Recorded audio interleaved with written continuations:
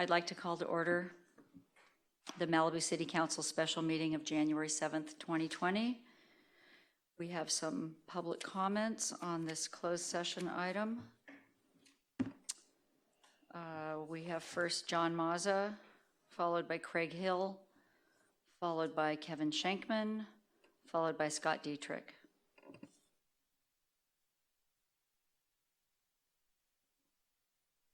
Good afternoon. As far as I'm concerned, this is the most important vote you're ever going to take. It's the future of Malibu. We became a city to protect Malibu from the outside world. That's basically what we did. And now we're considering protecting East Malibu from West Malibu. It makes no sense at all. Every one of you know there is no discrimination in Malibu by area or race or value, your assets or anything else. Our first mayor was as far west as you can get, practically, Walt Keller. Then we had a Chinese mayor, okay? Then we just got through having Lou Lamont, about as far east as you could get. None of those people ever even thought about discrimination or this law. This law has been in existence for 19 years. Nobody's ever thought about it until we get shaken down.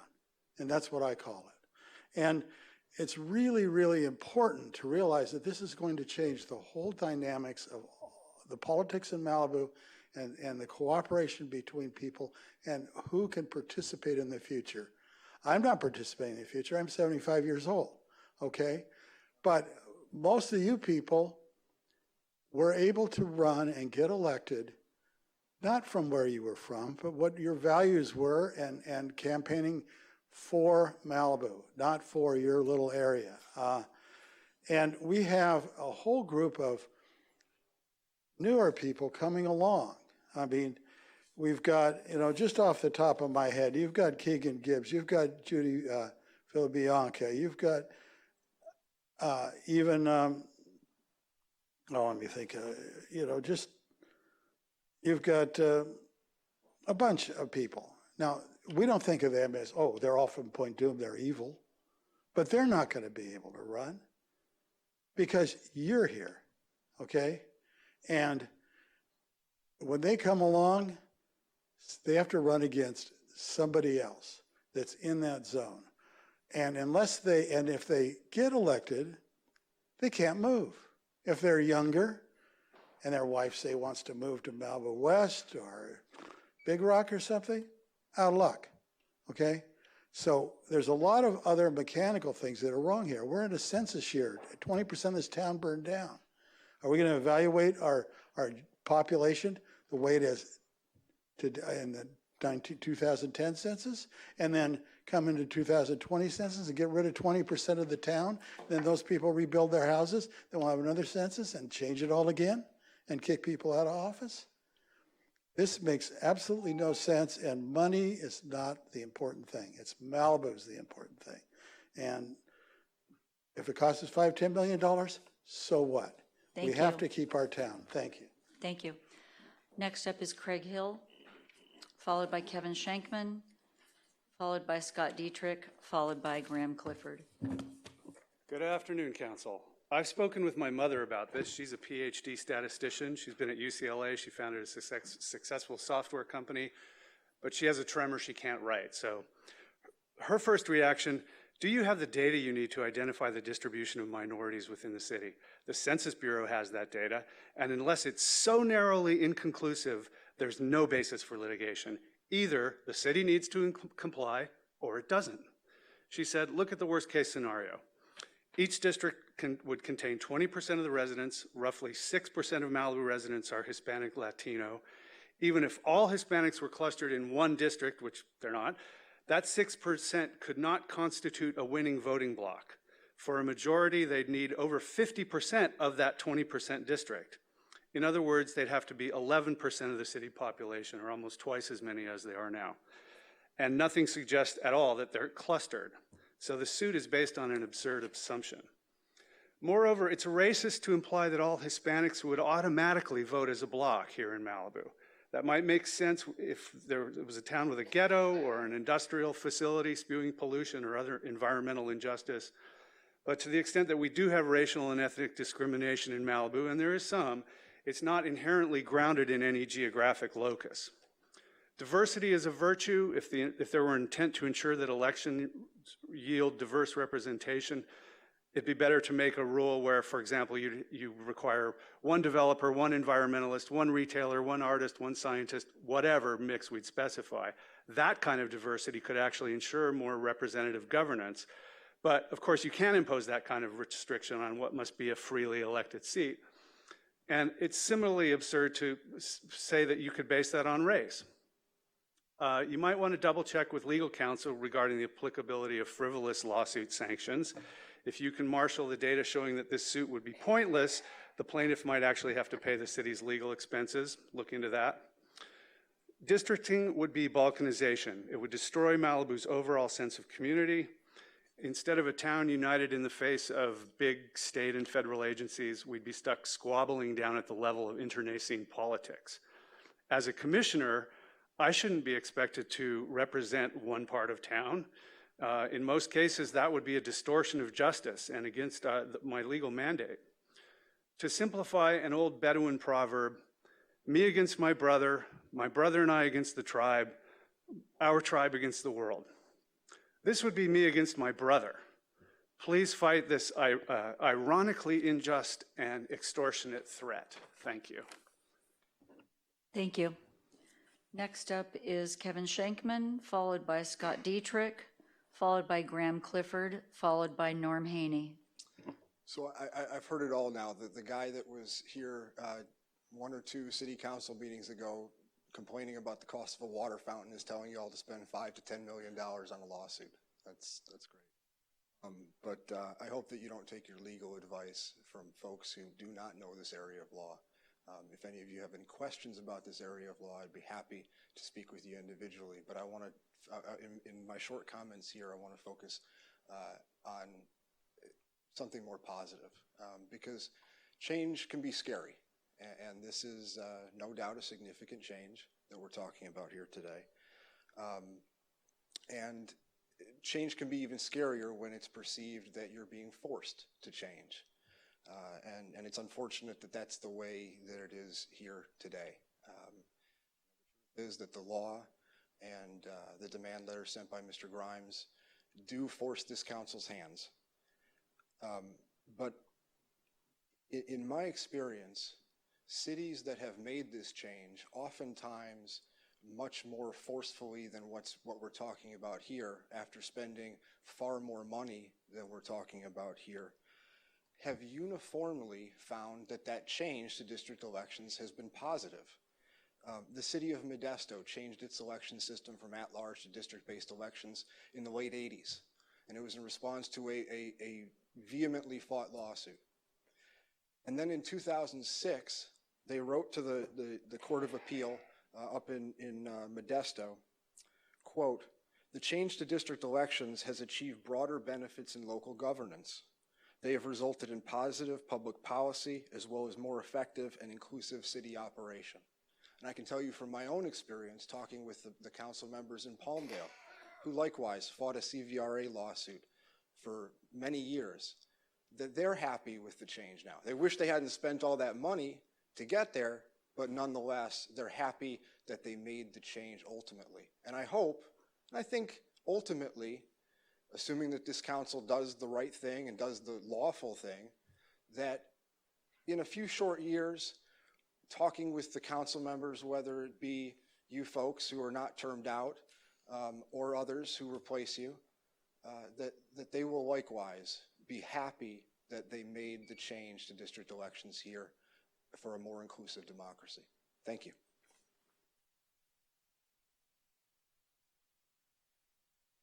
Our next speaker is Scott Dietrich, followed by Graham Clifford, followed by Norm Haney. Thank you. We're being held up for ransom. We saw that Santa Monica just fought this kind of lawsuit and spent $7 million. But Malibu is not Santa Monica, it's not Modesto. perhaps in Santa Monica, there is a community, minority community, that is being disenfranchised. That is not the case in Malibu. That is not who we are. There is no discrimination going on. Separating us by districts will be disastrous. When each of you were running, and I attended various meetings, I listened to what you had to say and your opponents, and I decided, based on your platforms, how I wanted to vote. I didn't single out because of where you lived. Malibu is a very unique, it's long, 21 miles officially, and narrow. If we try to separate ourselves, we'll get into squabbles, we'll destroy the unification that we enjoy today. This is a terrible lawsuit. If, instead of being shaken down, the plaintiffs could prove that in any way we're discriminating, if they could prove that any juggling of these districts would make a difference, I'd say, okay, let's go and do it, but they can't because we're not. In regards to the lawsuit, and this probably is directed as much to Trevor as the council, let's just throw it to plaintiff and say, okay, show us how a district-wide voting is going to result in any kind of more diverse election council. The fact, and John mentioned it, that we had a Chinese mayor. What's the percentage of Chinese folks in Malibu? Not very high. We are not discriminating. That is not who Malibu is. And if we buckle under to this, essentially we're admitting that that's what we're doing. And that's just not where we should go. Thank you. Our next speaker is Graham Clifford, followed by Norm Haney. Good afternoon, council members, Madam Mayor. I am here to very briefly to say that I totally disagree with this lawsuit, and I think it's rubbish, and we somehow have to avoid it. I don't know how, but I'm not here to talk on that because, as far as I'm concerned, it shouldn't have been ever brought up. However, some time ago, Schuyler mentioned at a meeting that he wanted to investigate districting. It was probably as a result of this lawsuit, but I didn't know that at the time. I've often thought that the east end of Malibu gets the short end of the stick when it comes to representation. But then again, I do feel that there is a lot to be said for the unification of Malibu into one group, because we're not a big population. It's not like we're spread out, yes, but I do feel that most of you who live in Western Malibu still look after my interests and concerns, specifically when it comes to public safety down on Las Tunas Beach. But I do think that it's something that I would like to hear discussed a bit more, and I'm not sure. Most people I speak to don't even know this is going on. I don't know if we've had a public meeting to discuss this issue to see what people think about it, excluding the lawsuit. I have no interest in the lawsuit, but so I would like that, just because, you know, there is some validation to the fact that we are strung out and we're not all in the same area, which would be different again, of course, and it might help people feel like they're represented and they have a council member who lives in their district and knows their immediate problems. As I say, you can obviously tell I'm wavering all over the place on this, but I'd like to have discussed it more. And if you will indulge me for one extra subject. I just want to talk about these 4 o'clock meetings. If you were at the Planning Commission meeting last night, which I was, there was a 4 o'clock meeting scheduled for next week, which has been rescheduled because essentially the Planning Commission refused to attend a 4 o'clock meeting. Now, I think you guys should do the same thing because I think these 4 o'clock meetings don't exactly draw a big audience because most of us are working. I had to drive like a lunatic to get here at 4 minutes. So I think that I don't know who's scheduling these things or why. I don't know, Reva, whether it's staff, but they shouldn't be held at 4 o'clock. It's too early. People can't get here. It's a way to slip stuff through without being properly represented. That's or maybe I'm wrong on that too, but wanted to bring it up. Thank you all very much. Our final speaker is Norm Haney.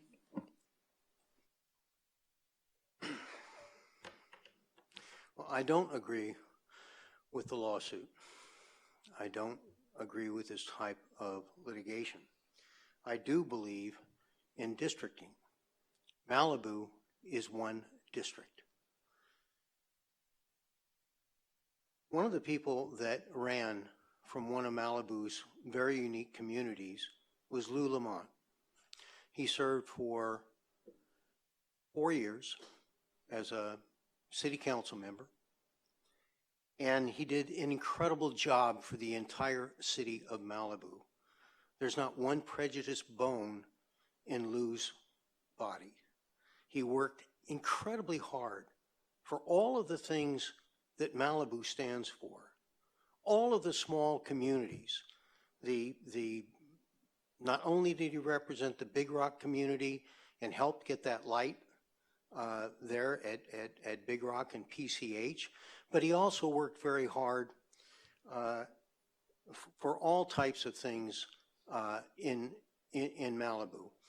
I don't know one city council member that doesn't consider each one of Malibu's communities as a whole. And I've been to pretty much every meeting, both planning and city council, and I've never seen a commissioner put his community in front of other communities. And I did see Zev Yaroslavsky come on board with the County of Los Angeles. And I do know from other city council members that he told them that if I want something in my district, you better support it. And if you want something in your district, I'll support it. But God help you if you vote against me on something I want in my district, because then you'll never get anything approved again in your district. I will lobby against you. That is not what we need here. I think Zeb did a great job for his district. I don't know how much damage he managed to do to the other districts. That's all I have to say. Thank you. Thank you. That concludes public comments. We will now recess to closed session to discuss the item listed on the posted agenda. This meeting will resume in council chambers for the closed session report before adjourning.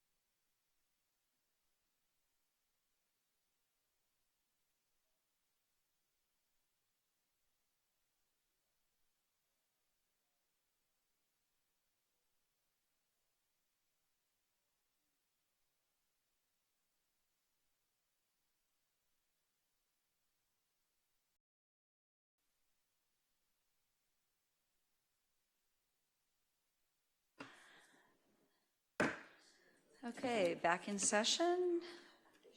May I have a closed session report, please? Sure. At approximately 4:15 p.m., the City Council recessed to closed session. All members were present, and this was on the matter that was listed on the agenda, and no reportable action was taken. Thank you, Trevor. This meeting is adjourned.